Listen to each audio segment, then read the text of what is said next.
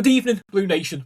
So let's do Everton and Burnley, the match review from the other night. Let's start out with our intros first. We have a full team with us tonight. Marco, welcome back. Yeah, thanks for having me back. Great to be back. Missed the show, missed you guys. New route, so I'm happy to be back and being able to contribute on a winning note this week. Yeah, great to have you back, mate. And with us, as always, is our Carl. How are you, lad? Absolutely great, mate. Thank you. Great to be here, and looking forward to this pod. Yeah, let's do it. Okay, so before we start, as always, our quick little shout out to our mate Chris Darracott over in the blue corner on YouTube. Go and check him out and tell him his mates at the MVP sent you. Okay, so 4-2-3-1.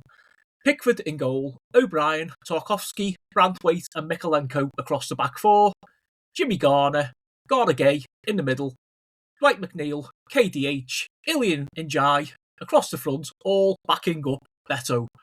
So the game starts, first half starts. Decent start for the Blues. We won a couple of early corners. About 5 minutes in, we had an opportunity to open the scoring. Jimmy Garner set up Guy. He hit like a long range shot that went wide. 19 minutes gone. Everton are starting to grow into the game. A nice little early effort from KDH, which was a sign for things to come. And then on the half hour mark, Everton opened the scoring. It's that man again, Jimmy Garner. He whips in a free kick into the box. There's Big Tarky. He heads the ball past the goalie and a well-deserved lead for the Blues. 1-0. The half ends with Jared Branthwaite being denied by a brilliant save from another Garner free kick. Half time, Everton 1, Burnley 0. Marco, give us your thoughts. Yeah, the only Everton jersey I own is a Leighton Baines jersey, but dare I say, may God strike me down, Jimmy Garner is challenging for maybe equal status by the way he's been serving these guys up with his frees and his corners. I mean, fantastic play to Tarky. Fantastic play last week to Branthwaite, and really this last game to Branthwaite again. It was a fantastic save. Branthwaite is developing quite a nice header touch around the area, around the penalty area, and really nice to see. The boys were playing like a team. I know I missed the last pod, but Dwight, after all that drama surrounding him and being a bench player for a while, he's really had two solid games. I understand that it's Burnley that we played, but he's really looked great. I know that they don't credit this in football, but he had the setup assist for the second goal, and I thought he looked really good. So I was happy to see the team playing as well as they are. KDH is absolutely on fire. He's clearly happy to be here. And, yeah, it was exciting football to watch, and I'm glad we could finally chalk one up in the new barn for 2026. That's a monkey off of our backs, and we're going to need it going into the next 6 games that we have. Yeah, absolutely, mate. Carl, give us your thoughts. Yeah, I thought we started off with slow. I mean, I was surprised a little bit at the team when I saw the team lineup with the likes of McNeil and stuff, and I thought maybe Patterson, but he clearly doesn't like Patterson. I mean, McNeil, to be fair, he did brilliant in the Newcastle game. So he probably deserved his place. You know what, people like clambering for what the scene that they want and stuff. So we started off, as you say, early on, a bit slow to start. Got into it as the half was going on. After a few minutes, we created some chances from KDH and the likes. But Jimmy Garner, I think, if he doesn't get in the next England team, if they're talking about the likes of Elliot Anderson, then there's definitely something wrong because he's been our best player. He will be the player of the year at the end of the season, and he deserves his recognition playing for England. As you say, after 30 minutes, we get the first goal. Great whipped in free kick from Garner again. Saki there, bang, header goal, 1-0. And at that point, I thought we were going to go on and score 2 or 3. Later on, we did score more goals, but it should have been, from the chances they were all, I think it should have been more convincing. He had another free kick, which again, we said Jared headed So it was almost a carbon copy, apart from the corner, of like the last goal. To be 2 goals in 2 games would have been fantastic for him. And it showed you how much we've missed him for most of the season. If we'd have had him early on in the season, I think we'd be in the top 5 or 6. I mean, there's points that we've thrown away early on in games. West Ham and Villa come to mind, and other results. If we'd have had a bit more luck, we'd have been higher in the table. We wouldn't be a point behind 7th. We'd be 5th or 6th in the Champions League fight. So, bit of a gut wrench. But overall, I was really impressed with the first half, and looking forward to talking about the second half. Yeah, absolutely agree. Good points off both of you there, boys. Yeah, really good to see Big Jared back. He really is making a difference there.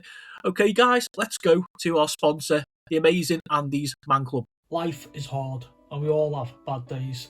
There are times when we feel we can't cope. This is the time we need to reach out and talk to someone. Andy's Man Club offers local support groups nationwide, running every Monday from 7 p.m, except on bank holidays.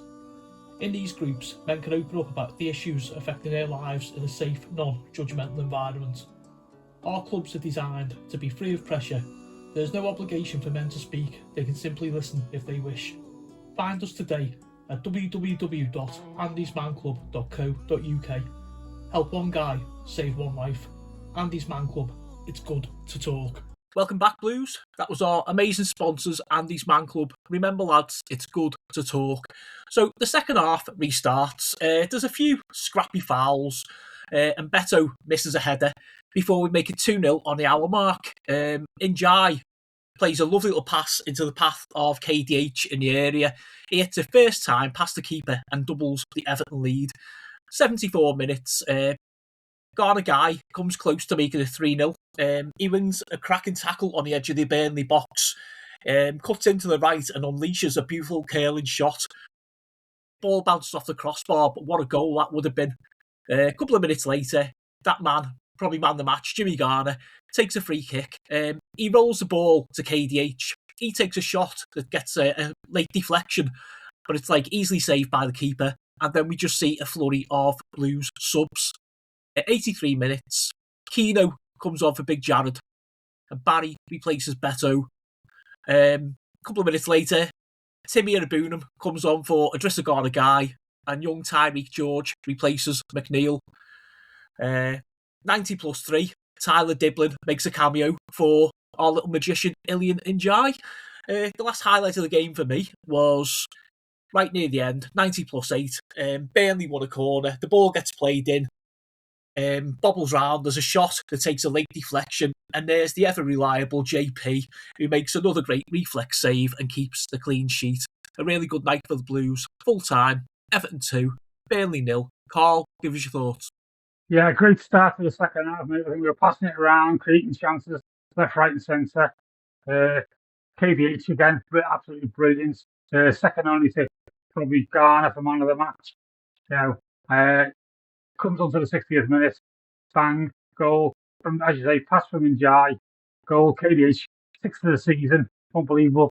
And obviously he's missed 6 weeks as well, early on around Christmas time, when obviously we'd had other players missing. If he'd have played in those 6 weeks, then he could be on 89 by now. So I'm hoping by the end of the season, he'll be 89. Hopefully the likes of TNTN will get more time, and he'll score a few more, try and get into double figures for his first season. Absolutely brilliant. Back to front, really.